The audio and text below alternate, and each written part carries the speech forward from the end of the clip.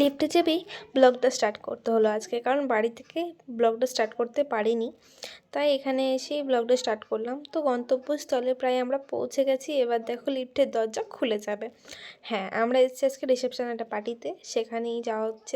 জিজু নিয়ে যাচ্ছিলো আমাদেরকে গন্তব্যস্থলে, যেখানে পার্টিটা অ্যারেঞ্জমেন্ট হয়েছে। তো জিজুকে হাই করতে বলে, জিজু হাই করে। আর এখানে আমিও রেডি ছিলাম হাই করার জন্য, নিজেকে দেখানোর জন্য।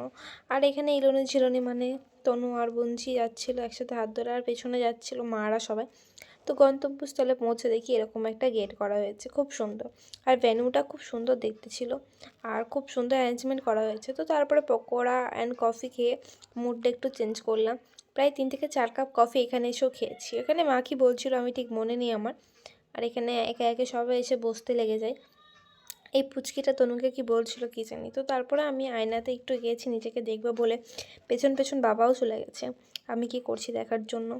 তো এই করতে করতে আমরা খেতে বসে পড়ি, কারণ দুর্গাপুরে এসেছি বাবু, বাড়ি যেতে হবে। তো তাই জন্যই আমরা খেতে বসে পড়ি। তাও 9টার সময় খেতে বসেছিলাম, 9:30টার সময় স্টার্টিং হয়েছিল। যেহেতু দুর্গাপুর এলাকা একটু দেরি করেই খাওয়া দাওয়াটা করায়, সেটা সবাই জানো। আমাদের মাসিদের বাড়িতেও দুর্গাপুর, সেখানে 12টা 1টা ছাড়া খাওয়া স্টার্ট হয় না। তো এখানে আমাদের প্লেট দিয়ে দেয় এবং মেনু কার্ডও দিয়ে দেয়। বাবা খুব মনোযোগ সহকারে পড়তে লাগে। তো তারপর salad, sauce, fish cutlet, butter naan, chana masala একে একে সমস্ত কিছু পড়ে যায়। তারপর সাদা ভাত এবং ডাল দিয়ে মাখিয়ে কম্বিনেশন করে খাচ্ছিলাম, দেখতেই পাচ্ছ। তো তারপর চলে আসে মিক্স ভেজ। তা করতে করতে আমার দিদি গেছে কি বলে দেখো।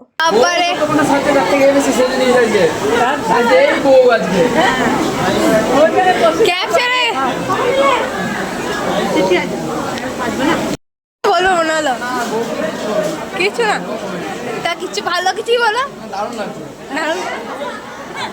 আর কিছু নয়।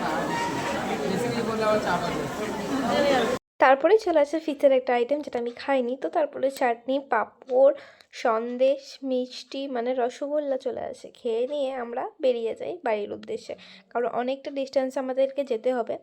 বাইরে বেরিয়ে দেখি প্রায় ঝমঝম করে জল চলেই এসে, গা প্রায় ভিজে যায়। তো কিছু করার নেই, বাড়ি যেতেই হবে। সবাই একে একে নেমে যায়। আর আমাদের ড্রাইভার কাকু যে ছিল, সে তার গাড়িটা আনতে লেগেছে, একটু আগে গিয়ে সাইডে রেখেছিল। তো বাইরে মানে গাড়িটা যতক্ষণ একটু এগিয়েছে দেখি বিরাট ঝড় চলে এসছে, আর তেমনি বিদ্যুৎ চমকাচ্ছে। আমরা তো প্রায় সবাই ভয় খেয়ে যাই এবং ঠাকুরের নাম করতে লেগে যায়। এখানে তোমরা দেখতেই পাবে কী হারে ঝড় জল হচ্ছিলো। আমরা তো প্রচণ্ড পরিমাণে ভয় খেয়ে গেছিলাম। আর কেমন মেঘ ডাকছে তোমরা দেখো, আর আমার তো ভয়ে মুখটা শুকিয়ে গেছে, কারণ এরকম জায়গায় আমরা কোনোদিনও যাইনি। যখন জল পড়েছে সেই জায়গাটা ক্যান্সেল করে দিয়েছি। আমরা যদি আগে জানতাম এরকম জল ঝড় হবে তাহলে বেরোতামই না।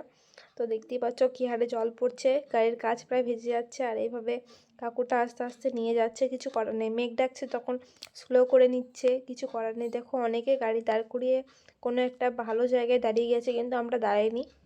এত ঝড়ঝাপটা পার করে আমরা বাড়িতে এসে গেছি ফাইনালি। তোমাদেরকে দেখাচ্ছি, দেখো আমার ওয়াচটা কী হারে ভিজেছে, আমার গা হাত পা কী হারে ভিজেছে।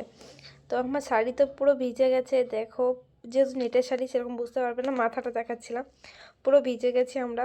তো তারপরে বাড়ি এসে একটু ক্যালি ট্যালি মারতে লেগে যায়। ভিডিওটা এই পর্যন্তই। ভালো লাগলে like, comment, share and subscribe. Bye bye.